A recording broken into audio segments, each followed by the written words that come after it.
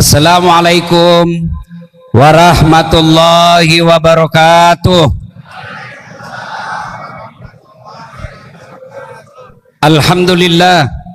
Alhamdulillahi rabbil alamin. Wabihi nasta'inu ala umurid dunya waddin.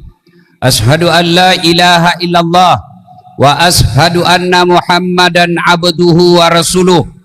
Allahumma salli ala Sayyidina Muhammad wa ala alihi wa sahbihi ajma'in. Amma ba'd. Faqad qala Allah subhanahu wa ta'ala fi kitabil karim. Bismillahirrahmanirrahim. Ya ayyuhalladzina amanu dukhulu fis silmi kaffatan wa la tattabi'u khutuwatis syaitan innahu lakum aduwwum mubin. Wahai orang-orang yang beriman, masuklah engkau ke dalam Islam secara sempurna. Bukan Islam pencitraan, bukan Islam pilkada, bukan Islam pilcaleg. Nah, ini kalau modal lagi pilkada begini nih, langsung itu calon-calon kepala daerah keluar masuk masjid, pakai serban, pakai gamis, ngaku-ngaku Islamnya taat. Begitu terpilih hilang lagi. Jangan Islam seperti itu, kata Allah. Islamlah secara benar. Dan janganlah engkau ikuti langkah-langkah setan, karena sesungguhnya setan itu musuh yang nyata bagi kalian. Musuh kalian bukan polisi, musuh kalian bukan tentara, musuh kalian bukan aparat, musuh kalian adalah setan, di mana setan itu musuh yang nyata bagi kalian. Ketika Bapak Ibu mendapati undangan acara ini, setan berusaha menggagalkan. Tidak usah kau datang, tidak usah kau datang, lebih baik kau tidur siang, ini jam libur. Alhamdulillah kita bisa mengalahkan setan yang ada di rumah. Setelah tiba di tempat ini, apakah setan menyerah? Tidak, dia goda lagi kita setan. Tidak usah dengar ceramah, tidak usah dengar ceramah, pegang HP-mu, pegang HP-mu, pegang HP-mu. Jadi orang yang pegang HP ketika saya dengar ceramah, sesungguhnya kena godaan setan. Bagaimana Bapak mau dengar ceramah kalau Bapak sibuk begini? Simpan dulu HP-nya Pak, bisa? Simpan dulu ya. Simpan, kita dengar ceramah. Ustadz, kita mau rekam. Kalau Bapak rekam pasti tidak jelas. Gambarnya kabur, suaranya tidak jernih. Bagaimana caranya Ustadz? Ini ada kamera saya bawa. Ini ada kamera ini. Tapi kau bawa pulang Ustadz, nonton YouTube. Judulnya Maulid Cilandak. Nah, sudah itu jangan lupa like and share. Sudah ya? Simpan dulu HP-nya ya. Kita dengar Maulid dulu. Bisa? Bisa? Satu. Sini dulu, Dek. Sini kamu. Sini. Ya, sini. Ya. Siapa namamu? Fakih. Fakih. Tahu artinya fakih? Nggak tahu. Nggak tahu? Aduh, fakih itu bisa diartikan juga cerdas. Fakih, ahli di bidang hukum. Fakih, berapa umur? 13. 13. Sudah 13 tahun. Sekarang saya mau tanya, siapa nama anak pertamanya Nabi? Oke, satu. Ting tung. Gagal. Berapa anaknya Nabi? Ting tung. Gagal. Siapa nama istrinya Nabi? Ting tung. Gagal. Ini contoh konkret umatnya Muhammad sallallahu alaihi wasallam. Saya tanya, siapa namanya Presiden Indonesia? Prabowo. Yang menang itu kan? Yang sekarang. Jokowi. Masya Allah. Siapa namanya anaknya Jokowi? Gibran. Alhamdulillah. Padahal itu Jokowi, Prabowo, Gibran, Kaisang tidak ada hubunganmu nanti di akhirat. Tapi kau harus tahu Nabimu Muhammad sallallahu alaihi wasallam. Duduk deh. Coba. Nabi, bagaimana sedihnya Nabi yang mencintai umatnya, bukan cuma di dunia, sampai di akhirat pun nanti. Nabi tanya, ya Allah, kalau ini hari kebangkitan, mana umatku? Aina umatku? Mana umatku? Tidak ada nanti kepala daerahmu, wali kotamu, presidenmu, menterimu. Mana camat tadi? Nggak ada itu camatmu nanti tanya, mana ini wargaku? Tidak ada. Demi Allah, siapa yang cari kalian? Muhammad sallallahu alaihi wasallam. Andai saja ada Rasulullah duduk tadi di sini, betapa kecewanya beliau. Umatku dia tidak tahu anakku, umatku dia tidak tahu istriku. Itulah pentingnya maulid. Inilah pentingnya maulid. Supaya apa? Anak-anak kita tahu sejarahnya nabinya. Dia tahu sejarah Nabi. Supaya apa? Minimal dia tahu. Sudah dia tahu, dia contoh. Sudah dia contoh, dia jadikan sebagai teladan. Dan dia kagum. Anak-anak kita siapa dia kagumi? Artis. Siapa dia kagumi? Pemain sepak bola. Siapa dia kagumi? Artis Korea. Coba, itu yang di atas berkeliaran. Andai bapak-bapak sayang maulid, mestinya anaknya bapak ada di sampingnya. Nah, dengar kau itu maulid, ceritanya nabimu. Cuma anak-anak kita dibawa ke atas. Kejaranlah dia di atas. Siapa yang salah? Bukan dia. Memang namanya anak-anak. Kalau ribut, wajar namanya anak-anak. Salahnya orang tuanya. Orang tuanya enak duduk di sini, anaknya pergi main. Maka lain kali, ajak anakmu untuk dengar maulid. Supaya apa? Dia kagum. Oh, begini rupanya Muhammad. Sehingga besok-besok ada yang hina nabinya, dia mau mati. Kenapa? Saya tahu nabiku tidak begitu. Sekarang coba lihat. Ini pentingnya maulid. Makanya tiap tahun kita lakukan. Sayang-sayang bapak maulid kejar ini.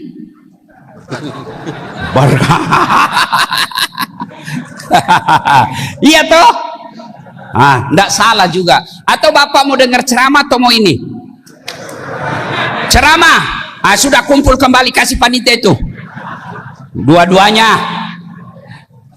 Tapi Bapak Ibu Saudara-saudara sekalian, sekarang ada pendakwah yang baru-baru mau katakan maulid bid'ah. Maulid syiah, maulid itu bid'ah, maulid itu sesat, tidak ada pada zaman Nabi. Kita hormati pendapatnya, tapi jangan kau katakan kami sesat karena kami maulid. Kamu tidak mau maulid, silahkan, kami hormat. Tapi jangan kau tuduh kami maulid ini adalah bid'ah dan sesat. Tapi inilah bentuk kecintaan kita kepada Rasulullah Muhammad sallallahu alaihi wasallam. Nah, satu, dua. Kenapa Nabi perlu dicontoh? Setiap maulid kan itu judulnya dengan hikmah maulid kita teladani Nabi. Ya toh? Setiap maulid pasti itu judulnya. Dengan hikmah maulid kita contoh Nabi. Tapi bagaimana kita mau contoh Nabi kalau tidak tahu sejarah Nabi? Itu tadi anak-anak, itu anak-anak tadi ya. Sekarang generasi orang tua.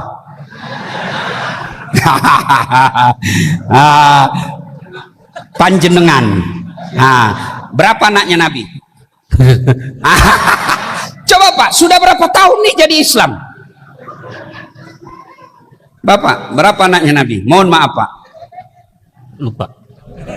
Coba. Bagaimana sedihnya Nabi seandainya ada Nabi dan tidak ada yang tahu sejarah Nabi.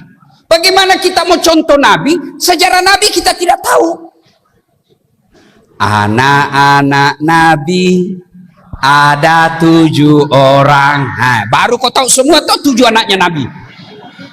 Iya toh? 7 anaknya Nabi.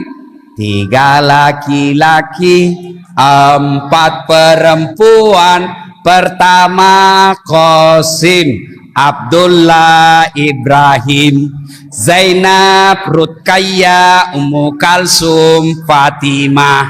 Bapak baru tahu kan hari ini anaknya Nabi 7. 3 laki-laki, 4 perempuan. Sudah alhamdulillah, sudah ada oleh-oleh maulid. Mulai Bapak hari ini, Bapak tahu anak Nabi 7, 3 laki-laki, 4 perempuan. Itulah samping Bapak dapat berkat. Alhamdulillah. Saya zaman kecil lagunya lain. Ini tadi lagu agak modern, anak TKTPA. Saya waktu kecil lagunya ibu saya begini. Pada zaman dahulu kala, pada zaman jahiliyah. Saya tanya, kenapa zaman jahiliyah, Mak? Lahirlah seorang rasul yang terakhir dan mulia. Adik-adik, berapa nabi? Berapa nabi dan rasul? Berapa? 21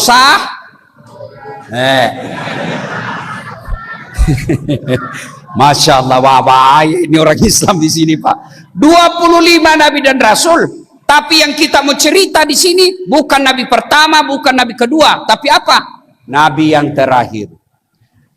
Nabi Muhammad namanya. Siapa nama ibunya mau? Siti Aminah ibunya. Bapaknya siapa? Abdullah nama ayahnya. Di mana tinggal? Cinere atau Cikampek? Madinah tempat tinggalnya. Terus lanjut lagi. Setelah dewasa baru diangkat nabi dan rasul, bukan di bawah 40 tahun.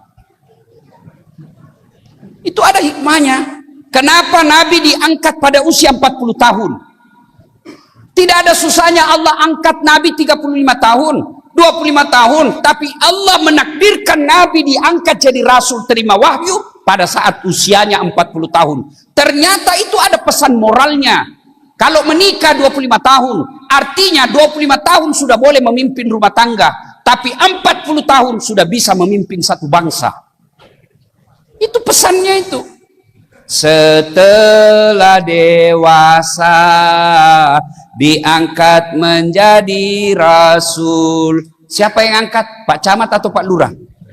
Oleh Allah yang kuasa. Allah itu siapa, Mak? Pencipta alam semesta. Coba dengar lagu-lagu zaman dulu, Pak. Mendidik, ada sejarah, ada kecintaan kepada Nabi. Lagu-lagu zaman dulu, pantas kita bisa tahu sejarah Nabi dari kecil. Sekarang lagu anak-anak kita apa?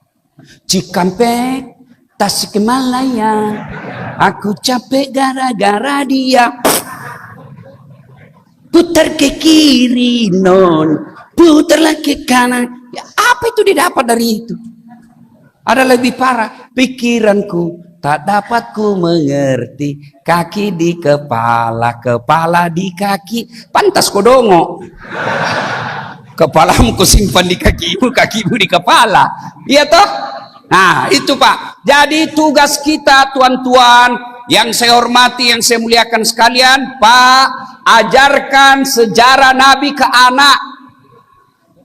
Ini tujuannya Maulid, supaya kita tahu sejarah Nabi, supaya kita bisa mencontoh Nabi dalam kehidupan sehari-hari. Dua sekarang. Kenapa sih Nabi dicontoh? Nabi dicontoh karena beliau juga manusia biasa seperti kita. Nabi dicontoh karena sama kita punya kekuatan. Nabi dianutkan kepada kita, dicontohkan. Allah perintahkan kepada kita contoh Muhammad. Kenapa? Karena dia juga ras manusia. Coba kalau saya kasih contoh. Bapak-bapak, halo? Pak, kambing disuruh menggonggong, bisa ndak? Bisa ndak?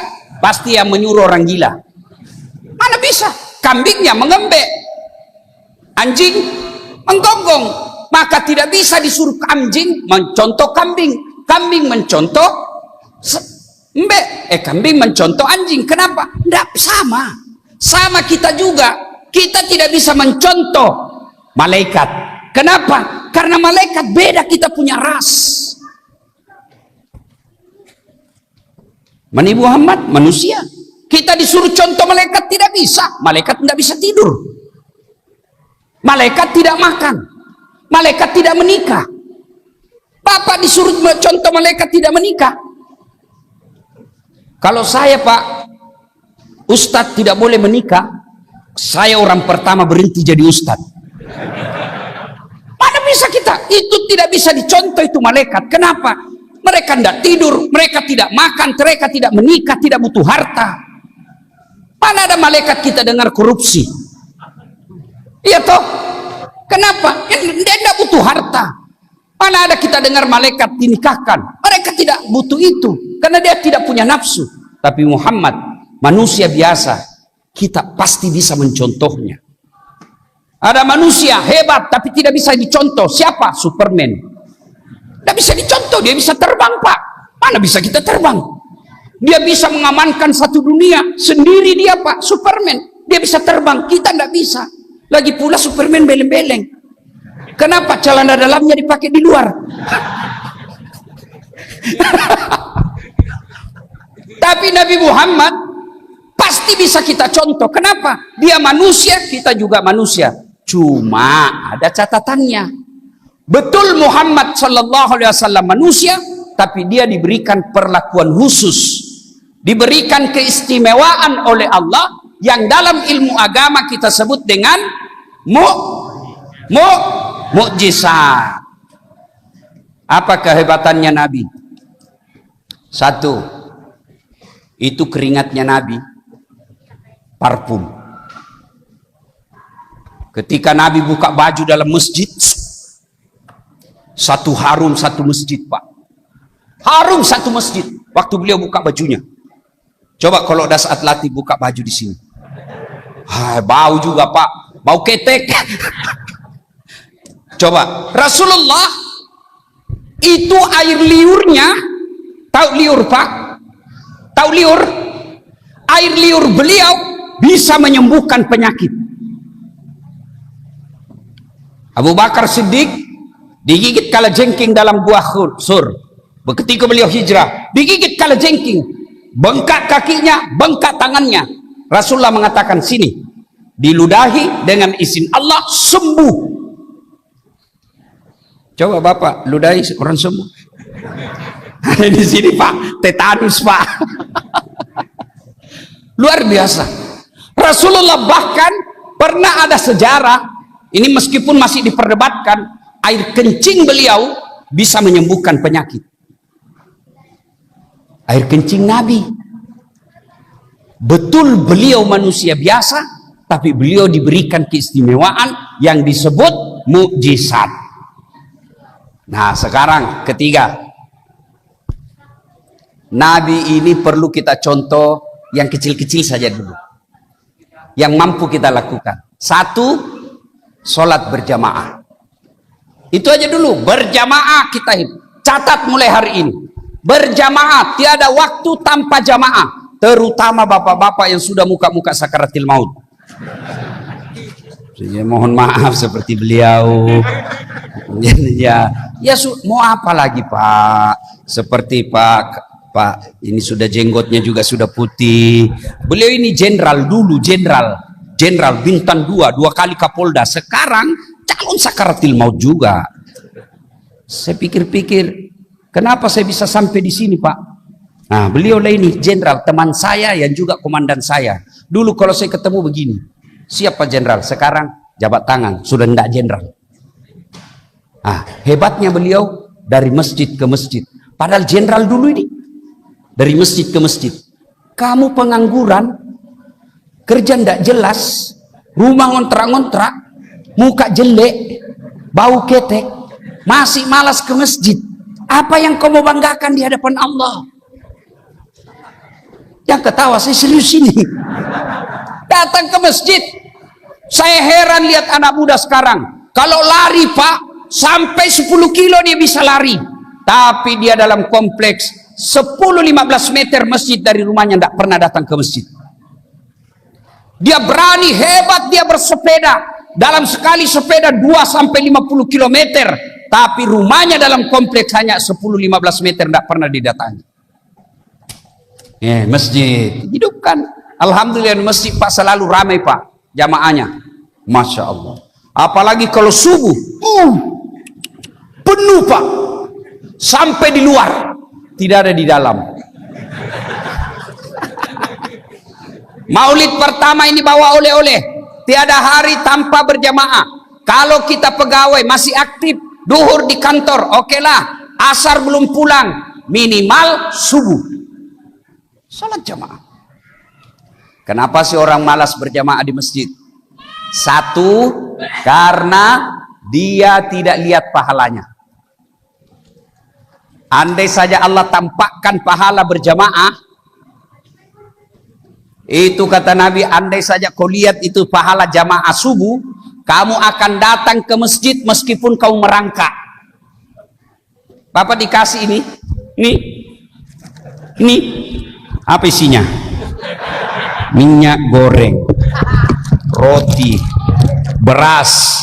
Maulid jam 1, jam 11 sudah penuh masjid. Padahal cuma itu tuh hadiahnya. Andai saja panitia masjid umumkan, siapa yang datang berjamaah subuh diberikan beras 50 liter, uang 100.000, saya yakin jam 5 sholat subuh, jam 10 malam sudah penuh ini masjid. Karena kalian lihat pahalanya. Sayang karena tidak dilihat pahalanya, kita sepi masjid. Siapa yang datang di masjid? Orang-orang tua yang sudah mau sakaratil maut. Coba lihat Pak, hampir tidak ada anak muda mau datang ke masjid. Kenapa? Karena dia tidak lihat pahalanya. Kalau datang artis K-pop, datang artis-artis dangdutan, penuh Pak. Padahal itu kamu datang untuk maksiat. Saya heran kadang-kala lihat di Indonesia. Saya ini Pak keluar masuk penjara. Bukan sebagai penghuni Pak ya. Sebagai penceramah. Itu orang kalau masuk di lapas, rutan, berlapis-lapis pagarnya Pak. Sampai 4. Dan itu teralinya baja. Polisi, sipir. Penjaganya ketat. Tapi selalu penuh, bahkan overload itu penjara. Padahal itu banyak pagarnya Pak, dijaga polisi. Bersesekan orang datang di penjara Pak. Sementara masjid tidak ada kunci pintu. Pahalanya besar, sepi dari jamaah. Kalau kalian cinta kepada maulid, cinta kepada Rasulullah, wujudnya mulai besok salat jamaah. Itu aja dulu salat jamaah. Kadang-kala orang bilang susah masuk surga Ustaz. Salah deh, yang susah itu masuk neraka. Masa sih Ustaz? Iya. Coba lihat Pak, judi gratis atau bayar? Bayar. Selingkuh gak bayar atau gratis? Mahal. Narkoba bayar atau gratis? Bayar. Pergi dugem di tempat-tempat diskotik bayar atau gratis? Bayar. Semua itu dibayar, dan itu pintu masuknya neraka. Dibayar Pak masuk neraka. Kadang-kala sembunyi-sembunyi. Sholat gratis, puasa gratis, berjamaah gratis, pengajian gratis, tahlil gratis, ngaji gratis, naik haji kalau mampu. Dan itu pintunya masuk surga. Cuma setan kasih bingung kita Pak, membuat kita cinta kepada maksiat daripada cinta kepada berjamaah. Satu, sebab orang malas berjamaah ke masjid karena dia tidak lihat pahalanya. Dua, karena dia tidak tahu pahalanya. Buka kitab Durratun Nasihin, warna merah. Itu pahala berjamaah. 1. Kata Nabi, kalau kau wudhu dulu, wudhu dari rumah, lalu datang ke masjid, melangkah kaki kanan, 1 pahala. Melangkah kaki kiri, gugur dosa kecil. Jadi kalau rumah sampean dari masjid 20 meter, PP berapa itu? 40 meter. Bayangkan, kaki kanan 1 pahala, kaki kiri gugur dosa kecil. Apalagi kalau bapak naik turun lantai 1, lantai 2. Apalagi kalau bapak jalannya pendek begini.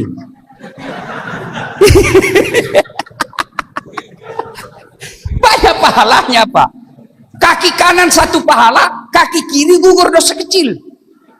Yang kedua kata Nabi, kalau kau ke masjid, pagarmu, tembokmu, aspal, dinding, pohon, tegel, semua jadi saksi. Dia akan berkata kepada Allah nanti di akhirat, ya Allah, jangan kau masukkan Pak Japar, jangan kau masukkan dia neraka, masukkan dia surga. Saya saksinya, dia rajin berjamaah di masjid. Itu tumbuhan akan berkata. Itulah sebabnya Nabi sunnahkan, kalau kau pergi ke masjid, beda jalanmu waktu pergi, beda pula jalanmu waktu pulang, supaya banyak saksimu. Itu sunnah. Datang dari sana, pulang dari sini. Sunnah itu sunnah. Itulah sebabnya sunnah, kalau kita berjamaah di masjid, datang dan sholat sunnah, usahakan tiap 2 rakaat pindah tempat. 2 rakaat pertama di sini, 2 rakaat berikutnya lagi geser lagi. Supaya apa? Semua yang kau injak itu akan jadi saksi. Luar biasa. 3, pahala berjamaah. Kalau hujan, gerimis, debu yang melengket ke tubuhmu, bajumu basah karena kau datang ke masjid, baju yang basah itu juga lah nanti yang jadi saksi supaya kita tidak masuk neraka, dan dia akan menjadi pelindung dari api neraka. Jadi kalau basah Pak, jangan cemas. Coba jangan juga salah paham. Mantan-mantan sudah dengar ini, dia tunggu hujan keras Pak. Hujan keras dia buka payungnya, dia jalan. Itu belen-belen namanya itu Pak. Iya kan? Nah, apalagi keutamaan berjamaah. Ini yang paling populer. Apa itu? Lipat 27 kali. Artinya apa? 1 kali Bapak sholat di masjid, 27 kali di rumah baru sama. Masya Allah. Apalagi pahala berjamaah di masjid. Di masjid ada disebut doa bersama. Barangkali bapak-bapak tidak tahu berdoa. Barangkali adik-adik banyak dosa. Doanya agak susah sampai, lama baru sampai. Tapi ada imam di depan, penghafal Quran, ulama, penceramah, dia amin. Dia memimpin doa. Begitu beliau katakan amin, semua orang doa dalam masjid dikabulkan. Itulah sebabnya ketika memimpin doa Pak Imam, usahakan doa yang Bapak baca, doa yang umumnya orang hafal dan tahu, serta kasih dengar orang. Ada biasa orang mimpin doa kita tidak tahu apa dia minta. Sudah itu kecil pula suaranya, tidak jelas. Amin. Amin. Amin. Apa siapa tahu anak muda yang jadi imam, tidak ada istrinya. Ya Allah berikan kami jodoh. Kata bapak di belakang, amin. Istrinya di belakang juga berkata, amin. Baca doa umumnya orang hafal dan perdengarkan jamaah supaya kita tahu apa yang Bapak minta. Tidak usah panjang-panjang. Ya. Apalagi keutamaan berjamaah di masjid, ada silaturahim, ada persaudaraan. Barangkali gara-gara pilkada, barangkali gara-gara pilcaleg, mungkin gara-gara pilpres, kita bermusuhan sama tetangga. Maka begitu datang di masjid, Bapak minta maaf kalau pernah sakit. Gimana caranya Ustaz? Nah, misalnya dia berdiri di sini, nanti sudah angkat takbir, Bapak baru datang. Karena kalau belum angkat takbir, dia bisa pindah. Dia akan dendam sekali sama Bapak misalnya. Begitu dia sudah takbir, Allahu Akbar, Bapak langsung Allahu Akbar. Selesai sholat, dia begitu Assalamualaikum warahmatullahi, Bapak tahan dulu. Assalamualaikum warahmatullahi, tahan dulu, Bapak dulu, jangan dulu. Balik. Begitu dia balik, Assalamualaikum warahmatullahi, baru Bapak Assalamualaikum warahmatullahi. Senyum, tidak mungkin dia dorong kepalamu. Apa kau? Tidak mungkin, pasti dia balas Waalaikumsalam. Itu silaturahmi. Maka inilah pahala-pahala sholat berjamaah. Saya mohon maaf Pak, saya ini kalau ruangan begini saya sesak napas. Saya memang ada penyakit paru. Ya, dan tidak apa-apa, tidak ada orang. Ya, mudah-mudahan Allah kasih saya ajal yang pada saat saya ceramah. Tapi jangan sekarang, jangan sekarang. Ya, nah, ibu bapak, saudara-saudara sekalian, pelihara sholat jamaah. Yang ketiga, kenapa orang malas ke masjid? Manajemen masjid tidak bagus Pak. Sudah tidak saatnya sekarang masjid besar-besar, tidak penting besar Pak. Kita bangun lagi Ustaz, kasih 2 tingkat. Kenapa? Kalau lebaran tidak muat, 1 kali aja, 2 kali aja orang lebaran. Akhirnya banyak masjid di Makassar saya lihat, karena nafsunya para panitianya perbesar dan bertingkat. Akhirnya yang tadinya nyaman berjamaah, akhirnya orang tinggalkan karena kotor, debu, tidak jadi-jadi. Kenapa? Tidak ada kemampuan selesaikan dalam waktu yang cepat. Biarlah kecil-kecil seperti masjid kita ini tapi nyaman. Tidak usah lagi dipugar-pugar. Tidak juga penuh. Manajemen masjid yang tidak baik.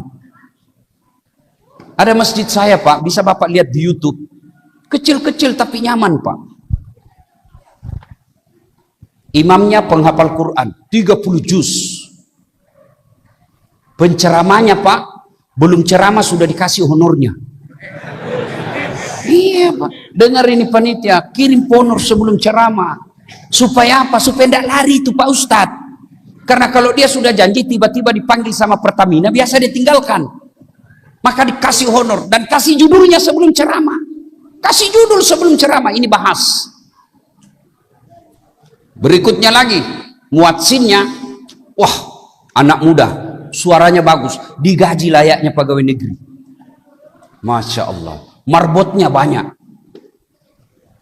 Imamnya penghafal Quran. Sound systemnya bagus. Ber-AC, karpetnya empuk. Kalau terlambat datang sholat Jumat, nanti sudah azan baru datang, sudah tidak muat. Pasti bapak di luar, berdiri. Nyaman. Kenapa? Karena enak orang datang ke sini. Ini bagaimana orang mau ke masjid, Pak? Yang azan orang tua sudah pensiun. Giginya tinggal 4. Sesak napas. Iya, salah. Anak muda bilang itu lagi yang kasar, dia lagi. Penceramahnya Pak dari salam pertama sampai terakhir neraka terus dia cerita. Kau dibakar, dibanting, ditusuk pantatmu, keluar di lehermu, diginting lidahmu. Kata anak muda, ndak usah ke masjid bikin takut itu. Padahal Nabi katakan janji surga, ancam neraka. Masya Allah.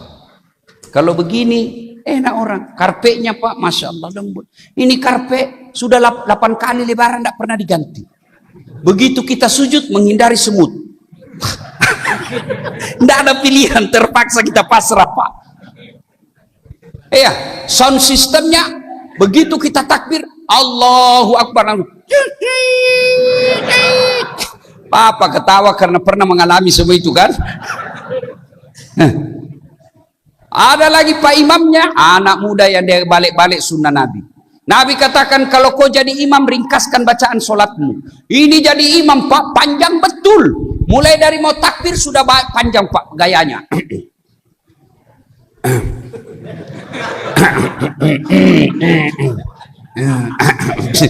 Apa kau tinggal angkat itu selesai Pak. Panjang pula bacanya. Padahal kata Nabi, kalau kau jadi imam, ringkaskan. Ringkaskan bacaanmu. Kalau Nabi jadi imam, beliau baca yang surah-surah pendek. Kalau beliau sendiri sunnah di rumahnya, beliau sampai bengkak betisnya. Kita terbalik Pak. Kalau jadi imam dia panjang, begitu dia sendiri kul-kul. Bapak bayangkan dari Pak, sering terjadi. Saya juga mengalami itu Pak. Menyiksa orang tua, apalagi kasihan saudara mati. Setengah mati ya. Belum selesai Pak Imam jatuh dia Pak. Naik lagi kepalanya, dia ulang lagi Pak Imam. Belum. Allah.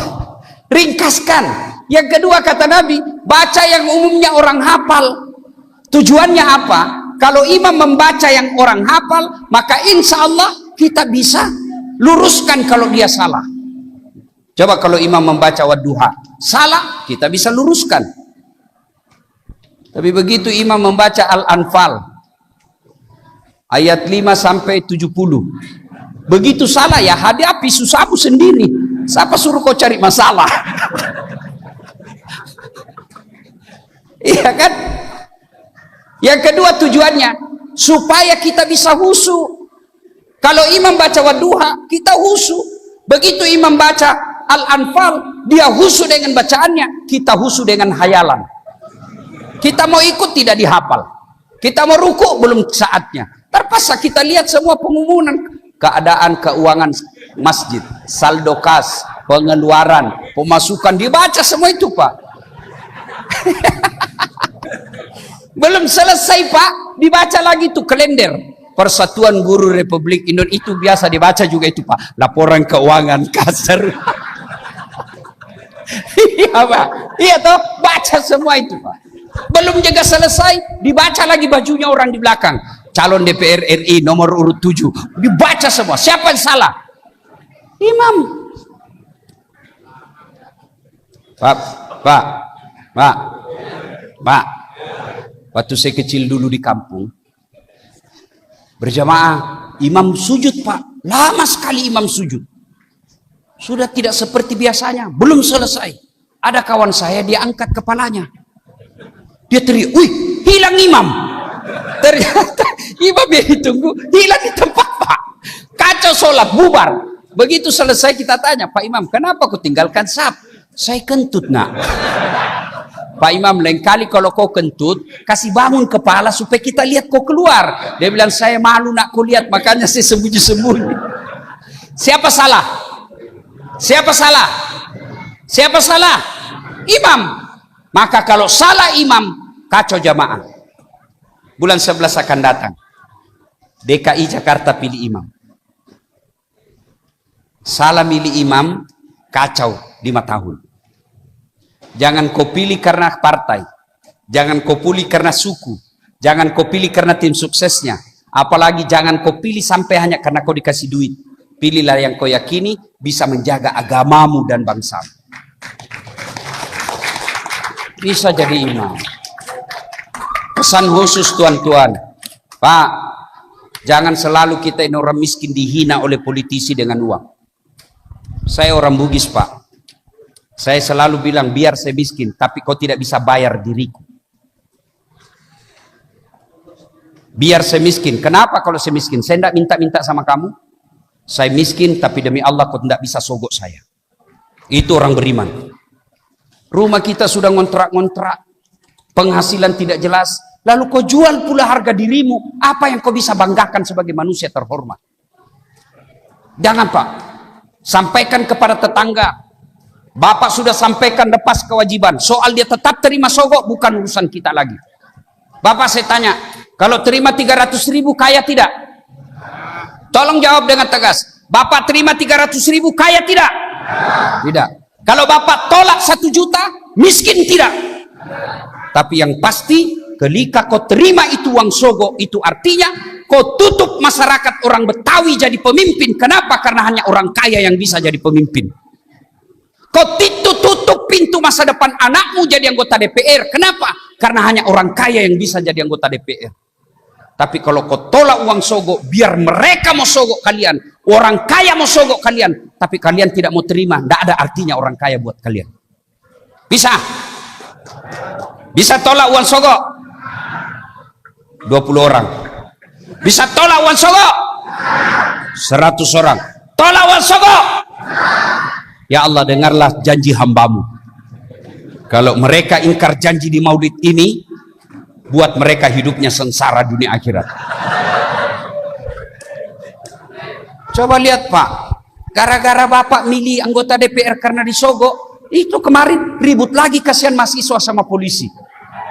Mahasiswa juga bapaknya polisi. Polisi juga anaknya mahasiswa. Mereka berhadap-hadapan, baku lempar, disaling menghina, saling memukul. Padahal kelakuan siapa yang punya kelakuan? Politisi. Ribut-ribut kita mahasiswa yang kena. Polisi yang bertengkar. Padahal mereka bukan pelakunya. Siapa pelakunya? Politisi. Kenapa begitu politisi? Karena mereka terpilih karena uang. Maka saudaraku, bulan 11 akan datang ini, jangan kau pilih karena disogok. Dan pesan kedua, bapak-bapak boleh berbeda pilihan, silakan, tapi jangan saling menghina. Boleh kau berbeda pilihan, tapi tetanggaan tetap rukun. Jangan bertengkar. Bapak ibu saudara-saudara sekalian, masih ingat pemilu 2019? Masih ingat pemilu 2019?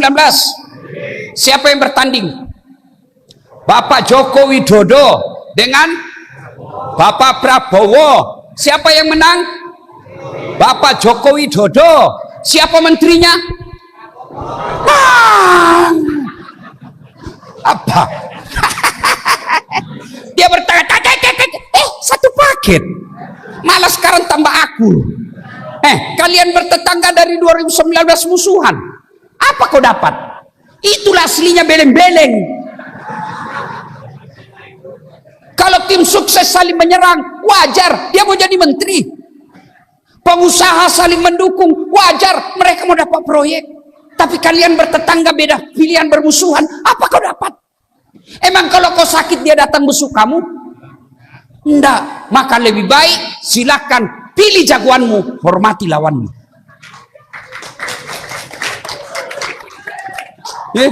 Bapak ibu saudara-saudara sekalian, sholat jamaah. Hidupkan sholat jamaah. Sebagai contoh konkret, ini yang ceramah Pak, saya tidak pernah mondok. Di mana saya belajar dakwah? Masjid. Maka saya selalu cari rumah yang dekat dari masjid. Bapak kalau mau beli rumah, pilih rumah yang dekat dengan masjid. Tapi kalau bapak dengan masjid seperti ini tidak pernah datang berjamaah, dicari kau nanti malaikat. Mana itu yang tinggal 5 meter dari masjid rumahnya tidak pernah datang jamaah? Mana itu? Kalau ini masjid juga tidak terurus dengan baik, maka yang dekat-dekat rumahnya masjid nanti kalian dicari. Hidupkan masjid. Dan demi Allah, tidak ada orang sengsara hidupnya kalau dia rajin dan menghidupkan masjid. 7 golongan orang dilindungi di pada mahsyar kelak. 1 di antaranya mereka yang menggantungkan hatinya di masjid. Maka orang tuaku sekalian, ayahanda yang saya hormati, ketika usia bapak sudah 60 tahun ke atas, jangan lagi tergelincir oleh godaan dunia. Sudah saatnya bapak investasi lebih banyak ke akhirat. Dan investasi yang banyak ke akhirat itulah masjid. Allah sediakan 1 ruang khusus bagi mereka yang menghidupkan masjid di padang mahsyar kelak. 7 golongan di antaranya, salah satu di antaranya mereka yang menghantungkan hatinya di masjid. 2, sunnah Nabi.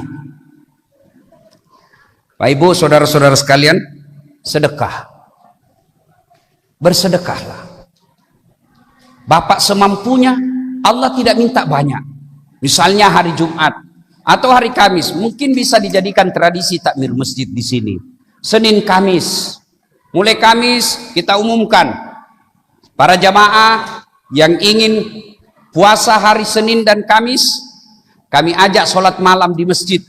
Bermula dari pukul 3, jam 4 kita makan sahur bareng-bareng. Kalau ada pesertanya 5, 10, bapak mampu, saya yang tanggung makan sahurnya jamaah. Itulah harta bapak yang tidak bisa diambil orang. Kemudian saya yang tanggung makan bukanya. Itulah yang harta yang bapak tidak ada yang bisa ambil. Mobil di rumah, begitu bapak mendadak meninggal, siapa yang punya? Siapa yang punya? Menantu. Ya kalau menantu kita sholat. Kalau menantu kita tidak sholat, mobil kita yang setengah mati ditabung, dikumpul, dinikmati orang yang tidak sholat. Bapak sedekahlah. Rasulullah itu pernah suatu kali didatangi. Assalamualaikum warahmatullahi wabarakatuh. Waalaikumsalam warahmatullahi wabarakatuh. Kata orang ini, ya Rasulullah, saya musafir. Saya sudah beberapa hari ini tidak makan. Adakah makanan di rumahmu ya Rasul? Nabi masuk. Aisyah ditanya, ada makanan? Tidak ada ya Rasul. Nabi buka, waduh tidak ada makanan. Lalu Nabi ambil jubahnya. Bapak tahu jubah? Jubah itu kalau orang Arab, coba lihat Bapak orang Arab, ada dulu gamis yang panjang itu, ya, yang biasa dipakai orang-orang Arab, yang kemudian yang di luarnya ada lagi kayak Superman. Itu namanya jubah. Nah, Nabi ambil itu jubahnya, lalu diberikan. Saya tidak punya makanan, tapi ini jubahku, silahkan kau jual. Senang ini orang Pak. Dia lari ke pasar, dia umumkan. Saudara-saudara sekalian, saya punya jubahnya Rasul. Saya punya jubahnya Rasulullah Muhammad SAW. Siapa yang mau beli? Di samping kota Madinah, samping pasar, ada orang kaya. Tapi agak rabun matanya. Dia panggil budaknya. Kamu pergi, kalau kamu berhasil yang ambil dan beli itu jubahnya Rasulullah, saya merdekakan kamu, saya lepaskan kau jadi budak. Pergilah itu. Alhamdulillah, proses dia yang menang. Yang budak ini, dia bawa ke rumahnya, Tuan, ini baju Rasulullah. Lalu orang ini berkata, oke, saya merdekakan kamu, sekarang kau bukan lagi budak saya merdekakan kamu. Beberapa saat kemudian, dia lipat baik-baik itu baju Rasulullah, jubah Rasulullah, dia bungkus, lalu dia bawa ke rumah Rasulullah. Yang tadinya sebelumnya dia gosokkan matanya. Dengan cintanya kepada Rasulullah, dia bersalawat, Allahumma salli ala sayyidina Muhammad wa ala ali sayyidina Muhammad. Dia salawat sebanyak-banyaknya. Dia gosok matanya dengan jubahnya Rasulullah, dengan izin Allah sembuh. Sembuh Pak, senang sekali. Dia datang bawa ke rumah Rasulullah, ya Rasulullah, jubahmu saya yang beli, dan dengan izin Allah sembuh mata saya kembalikan kepada ya Rasul. Nabi panggil istri beliau, Aisyah, kau lihat hebatnya ini sedekah. Satu, dia mengenyangkan orang lapar. Yang tadi datang kan, yang tadinya dia lapar, dia nggak beli baju, dapat uang, makan, sembuh laparnya, mengenyangkan orang lapar. Yang kedua, memerdekakan budak. Yang ketiga, menyembuhkan orang sakit. Yang keempat, dengar kau baik-baik, hebatnya sedekah kembali lagi kepada yang punya. Maka saudara, kalau cinta kepada Rasulullah, jaga sholat jamaah, ada sedikit rezeki dari Allah, bersedekahlah, karena itulah harta kita. Mudah-mudahan ada manfaat, lebih dan kurangnya mohon dimaafkan. Usikum wa nafsi bitaqwallah, fastabiqul khairat. Assalamualaikum warahmatullahi wabarakatuh.